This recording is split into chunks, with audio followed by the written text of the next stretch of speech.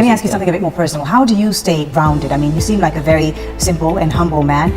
You know, usually in Africa, when people are rich, they tend to flaunt it. I speak here from experience. How do you stay grounded? Which experience did you? I wasn't rich, unfortunately, but from the different things that I've seen around the continent, even when it comes to the leaders of the African continent. I really tell you the truth. My upbringing from my late grandfather really helped me quite a lot. He was a very, very humble person, and sometimes he used to drive himself, and that's what I do now. You know, even on weekends. Right now, once I finish this interview with you, I won't go out to the driver. I'm going to go alone, and I'm going to drive myself. I mean, I feel safe, and really, I don't have any issues. You know with that.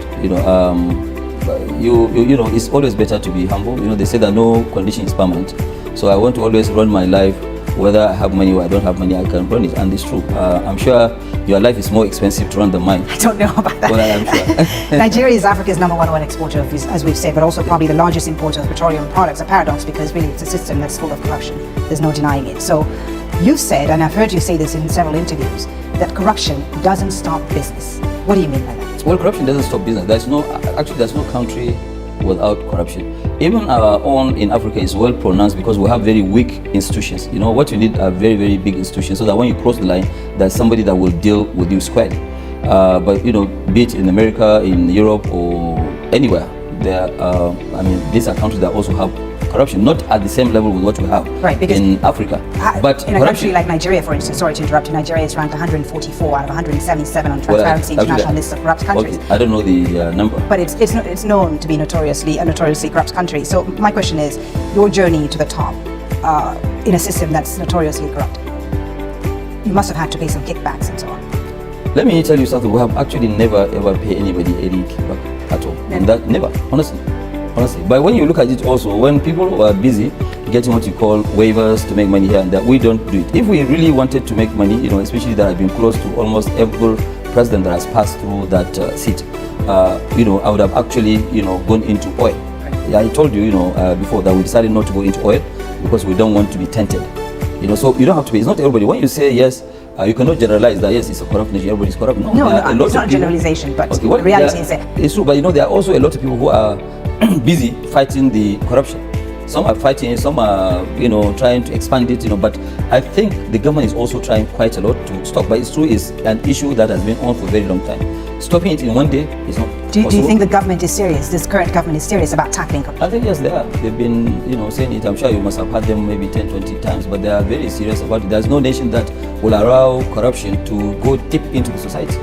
You try and stop it, yes, people will fight you, but you have to fight them. As a government, you have all the powers. But that's why I also mentioned we need very strong institutions.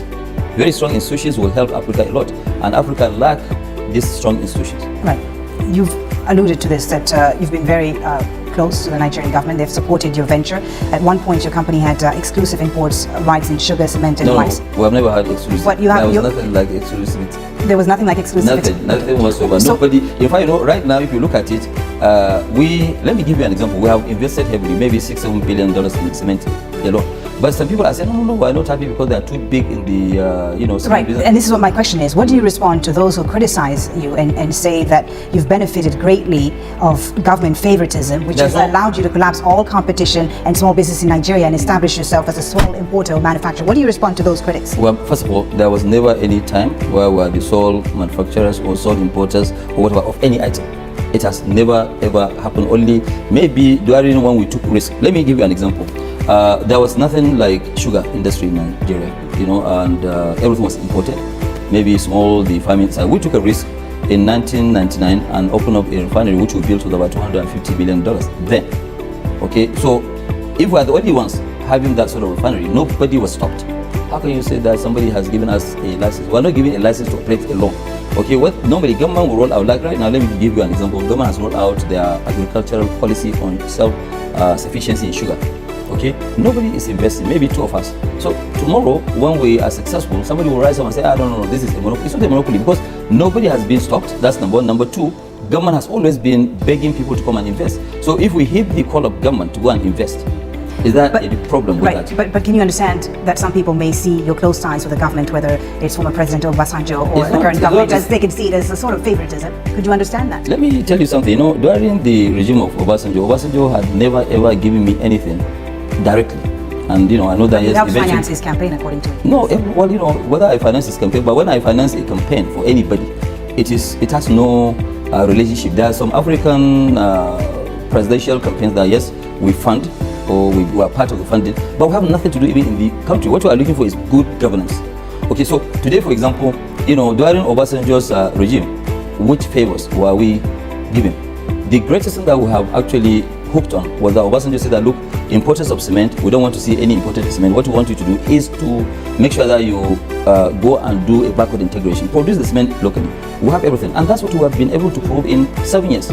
So does Aliko Dangote then epitomize the free market at work in Nigeria? Oh yeah, we do. In fact, look, you see, today I am also a co-chair of the Nigerian Industrial Revolution. I've served in Foreign Investment Council. So if I serve on that one, my own duty today as a Nigerian, not as Aliko Dangote, is to keep convincing people to come and invest in Nigeria. And I keep telling people that, look, Nigeria is the best kept secret. If I don't want competition, I'll just sit down and keep quiet. But I think the country is much, much larger than my interest. Okay, so the more investors that we have, the better. The unequal distribution of the oil wealth has contributed to a persistent inequality problem between North and South. Yes, I agree. The poverty in the North is in stark contrast to the more developed Southern states, and more people are unemployed and, as you know, illiterate in the North than they are in the South, which some people say is really then no surprise that extremist groups like Boko Haram continue to have appeal in some areas of northern Nigeria. So what are you, as Nigeria's richest man, doing to address this inequality? Are you investing in the North? Because it seems that no one seems to be interested in investing in northern Nigeria because of the rising insecurity in the region. Well, what we are doing right now, we're investing about $2 billion alone in sugar plantations, to make sure that we make the country self-sufficient. And 100% of this investment is up north. Almost about 55% of our cement production is up in the north central part of the country. In the northeastern and northwestern part of the country, that's why we're doing this sugar. In part of the north central, which is Niger State, and also Edo State, the northern part of Edo, we're also growing rice. But in a nutshell, we'll be spending almost maybe up to about $2.5 billion by creating 180,000 jobs, and that's just a start. Right. So you agree then that to address the threat of Boko Haram, you need to. I said it before. I said it to address the fundamental problems. Yes, I said it during the World Economic Forum that, look, part of the only thing that we can do to stop Boko Haram is to create jobs, because when you create jobs, they themselves will find it very difficult to recruit people to join them, because everybody will be busy. But you are right, it is also very dangerous to allow people to just sit down morning, day and night, 24 hours, 7 days a week, while they have nothing to do. Yeah, definitely. I mean, it's a recipe for crisis. Nigeria recently overtook South Africa as the continent's largest economy, but you wonder how much direct investment can this brand new economy truly bring if Nigeria is still defined by insecurity? Well, the investors that you deal with, the foreigners that you deal with, what do they tell you about this particular issue? Well, you see, it depends on the appetite of the investor, but I can assure you the insecurity and all the challenges that we're facing is true. We're facing. It's not good for me to tell you here that we're not, because it's a well-known stuff. But also, it does not stop people who really want to invest. Comment and share this video for more.